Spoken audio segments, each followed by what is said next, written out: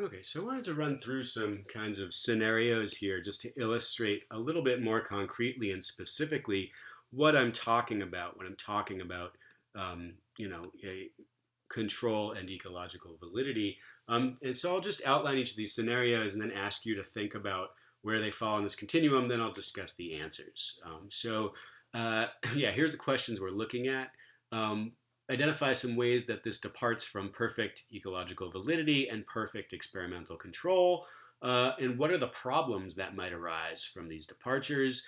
And would you have settled the trade off differently? And if so, how? Right? So these are questions worth thinking about because these are going to apply to all of the research you're reading about in this class as well. And your topics that you're investigating, you're going to need to think about these issues. So here's an example. And these are all sort of made up, but based on real things that actually happen in the linguistics literature. So here's the setup. We measured the vocabulary proficiency of adult French learners by having them participate in a speeded lexical decision task. And this is a real experimental task you find in psycholinguistics. In this procedure, subjects are seated at a computer and played test sounds over headphones. They're asked to indicate whether the sound in question is a word or not a word in French.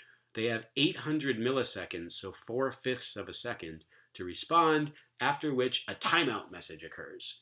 Right? And we're going to use that to measure how proficient are these adult French learners with their French vocabulary. So think about where this falls on the continuum, what the issues might be, and what you might have done differently. Pause the video, take a minute.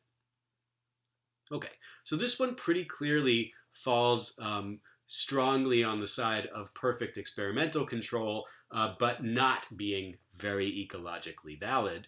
In what sense is this not ecologically valid? Well, this is not generally how language speakers use their languages in normal life, right? You never really sitting at a machine having to say whether something is a word or not. That's not a typical thing we do with our language. You're certainly not having to do this in less than a second. 800 milliseconds is a very, very short response time.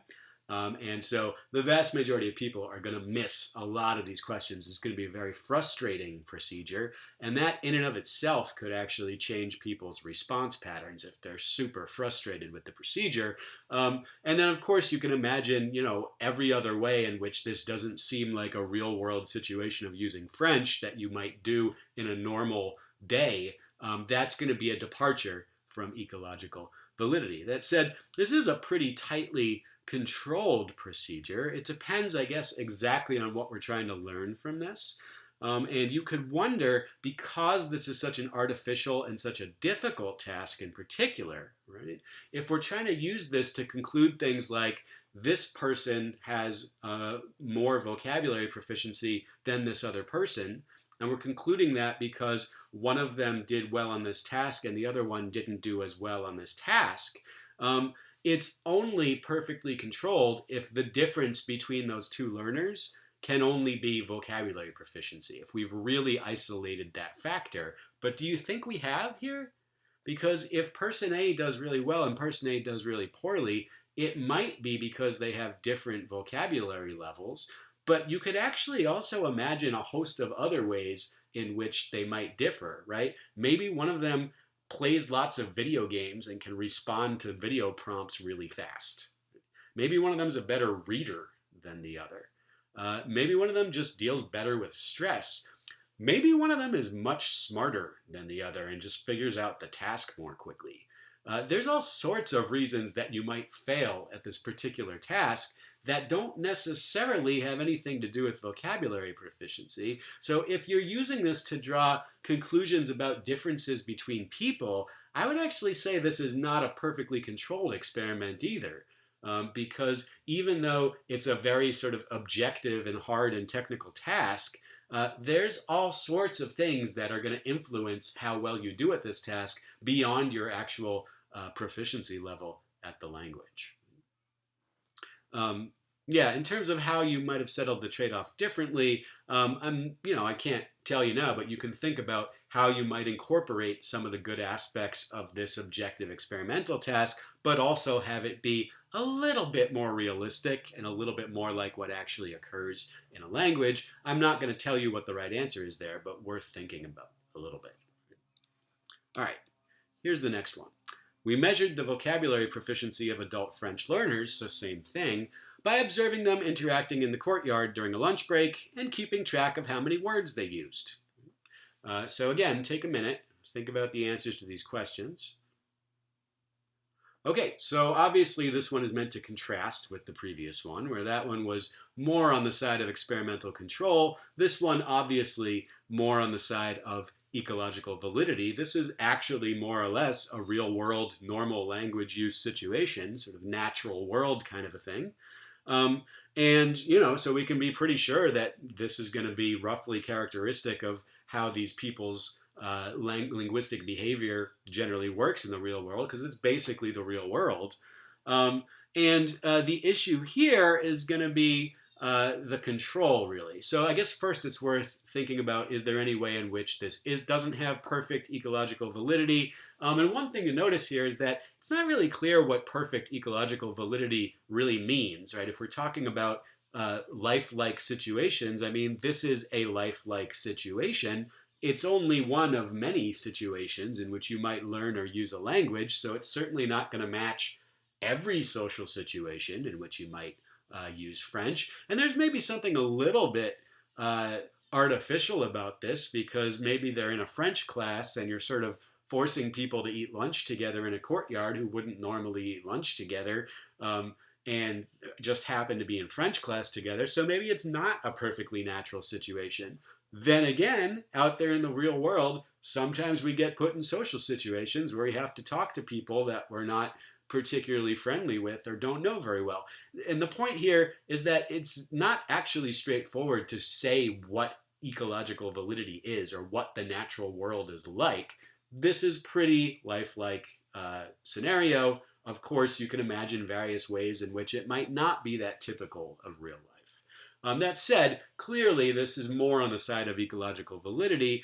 What's not controlled here? Well, everything, right? And so what are the problems that causes? We're not really controlling for anything in this experiment. We're trying to measure vocabulary proficiency, right? But if person A and person B are talking at lunch and person A uses 500 words and person B uses 15, does that mean that person A has better vocabulary? Well, maybe, but it could mean any infinite number of other things. Maybe person A talks too much and doesn't listen. Maybe person B is really shy and just doesn't feel like speaking. Maybe they're having a conversation where person B asks person A about something that happened to them recently, and person A was explaining a long story. Maybe person A and person B were talking about two different topics, and one of them was a topic that required lots of different words, and the other one was a topic that didn't require as many words. You'd never know in a situation like this whether the linguistic behavior that you're observing is because of some linguistic factor or because of some other factor.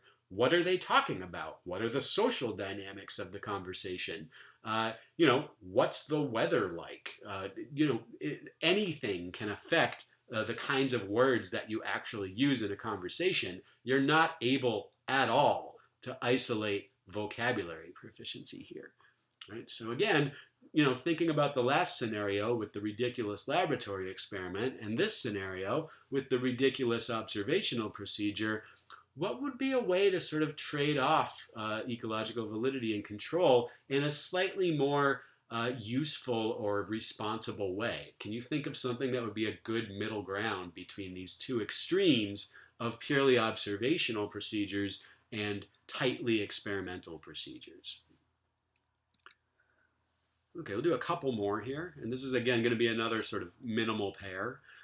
So the first one here, we measured the frequency of diminutive use in Peninsular and Mexican Spanish. So Spanish, like so many of the other languages spoken in this class, has these suffixes that make something, give it the meaning of little. Although it can also have a number of other meanings and connotations that apparently can differ quite a bit between Peninsular Spanish and New World Spanish. I've used Mexican as an illustration here, but this tends to be pretty symptomatic of most varieties of Meso and South American Spanish. And I had a student who was interested in studying this, like what are the sort of affective and emotional differences between diminutive use in Peninsular Spanish and New World Spanish. And so, yeah, this diminutive is a suffix. It's easy to measure, not measure, but like detect. It's either there or it's not there. In general, for masculine forms, it's going to be ito or cito. And for feminine forms, it's going to be ita or cita. Although that can differ by dialect, of course. But in general, that's what a diminutive is. And we have a student who's interested in figuring out differences between how people use these diminutives in Spain and how they use them in the New World. So here we're going to take Mexico as an example. And how do we study the frequency of these diminutives in the two varieties of Spanish? Well, we extracted data from a 6 million word corpus of European Parliament deliberations. And that's actually a real corpus that exists, and a 4.5 million word corpus of speeches in the Mexican Chamber of Deputies. That, as far as I know, does not exist, but imagine it did. There's no reason why you couldn't have a corpus like that. Anyhow, that's how we're going to do this. So, again, is this ecological validity or control? And what are the problems with this procedure? And would you settle the trade-off differently? Take a minute. Yeah, so this one was meant to be more of an ecological validity kind of a setup. And in particular, this is a corpus study where you take corpora of naturally occurring speech and try to figure things out by looking at those corpora. Now, that said, is this perfectly ecologically valid? Well, it depends what you mean by ecologically valid. It certainly is valid in the ecology of being a politician in some sort of parliamentary deliberations, and that is a real world situation in which language is used. That said, I mean, most of us are not politicians in parliamentary deliberations, and so it's not clear that you'd really be able to generalize anything you find here beyond politicians debating things. That said, I mean, it's clearly a kind of ecological validity. It is a real world situation. What about perfect control? Well, I mean, there's, again, almost no control here. It's a little bit better than our last example because at least you have somewhat similar groups performing a somewhat similar function in the two corpora. But that said, if we find differences between the European Parliament deliberations and the Mexican Chamber of Deputies deliberations for some linguistic property, we're never going to know whether that's because diminutives happen to be more common in one variety of Spanish than the other, or whether it's because they're talking about different things in the European Parliament and the Mexican Chamber of Deputies, or whether it's because the social tone and the register that's used in the two places differs. Maybe one of them is more formal than the other, or maybe one of them is more combative than the other. I have no idea. I don't know what the answer to that question is. But of course, you wouldn't expect the European Parliament to work exactly like the Mexican Chamber of Deputies because the two countries are different, and not countries, but the two areas are different, and their political systems are different. Finally, you don't know whether it's because the emotional or sort of affective or attitudinal correlates of the diminutive might be different in Spain than they are in Mexico, and that might affect why people would use them in different amounts in these two bodies, right? So there could be all sorts of reasons why you might find different frequencies of this particular morpheme in these two corpora that have nothing to do with sort of linguistic factors or the overall frequency of these diminutives in the two varieties of Spanish, because again, this is almost entirely uncontrolled, this scenario. Okay, next one, and again, this is sort of a minimal pair. We measured the frequency of diminutive use in Peninsular Mexican Spanish, but this time we did it with an experimental procedure where subjects were presented with pictures of animals of various sizes and asked to spontaneously name them. All right, so again, let's think about these questions for a minute. Yeah, so this one is actually, I would say this is, out of the setups we've discussed so far, this is the most reasonable one. This is not a terrible setup. It keeps pretty tight control over the experiment, right? We're only putting people in a very limited number of situations. They're being presented with some pictures and just asked to name them. So that's, that's pretty tightly controlled. There's not much difference between these pictures except the sizes of the animals. So we can be pretty sure that if we get differences in responses, it's due to the size of the animals in the pictures and not due to some other set of factors, because we're not putting people in any other situations except for looking at pictures and naming them, right? So pretty nicely controlled, but also at least somewhat ecologically valid. So unlike, say, making a speeded lexical decision task, this is actually something people might do in their day-to-day lives, name a picture, right? Or describe something that they've seen. That's not a totally crazy task. So it sort of gets a nice balance between the two considerations here. It's not fully ecologically valid. Obviously, most days of your life, you don't have somebody sit you down in a chair and say, hey, look at these pictures and tell me what you see in them. That's not something that happens every day, but it's not totally alien the way that pushing a computer button within 800 milliseconds to say whether something is a word or not is totally alien, right? So that said, I mean, it's clearly not totally ecologically valid. It's somewhat removed from real world experience. And if you find, any results that you have here, you would want to try to confirm that those actually extend into a wider variety of situations beyond just this one experimental task. Yeah, how does it depart from perfect control? Well, as we mentioned before, these diminutives don't always actually correspond just to size. They can also have sort of emotional or attitude types of readings, and so it's going to be hard to control for that in this procedure. That said, it's not clear why animals of different sizes would necessarily create different kinds of attitude responses in people, but they could. And so you might technically not know whether this is reflecting, one kind of semantic factor behind diminutives versus another kind of semantic factor. And if you wanted to disentangle those, you'd have to do a more detailed study or something like that.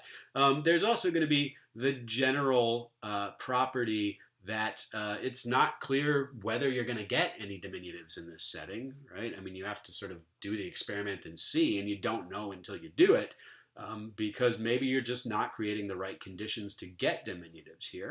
And finally, I mean, I guess there's the possibility, because this is a between group study, we're comparing two groups, and we're finding, let's say, that they differ in their use of diminutives in this experimental scenario, but we don't really know whether that's because the two groups differ in the properties, the linguistic properties of diminutive use, or whether because the two groups differ in some other way, right? Maybe our particular group of Spanish speakers and our, Spanish people and our particular group of Mexican people happen to differ in how much they use diminutives, or maybe Spanish people and Mexican people in general differ in how they respond to pictures of animals or something like that. Maybe they differ in how they interact with experimenters in a language laboratory, right? So we can't ever quite know that we have perfect control in a situation like this. And there are some factors that could arise here. You guys might have other ones that you've come up with, especially Spanish speakers tend to have pretty good in introspective knowledge about these diminutives, and I've certainly had Spanish speakers come up with some other objections to this procedure in other years. But in general, I think this is not a terrible procedure, and it's meant to illustrate that there are ways to try to achieve some measure of both ecological validity and experimental control. It may not be perfect, but it's a lot better than the sort of extreme examples we looked at in the last few slides. Okay, that's going to be it for this exercise, and I'll split off the next portion into another video.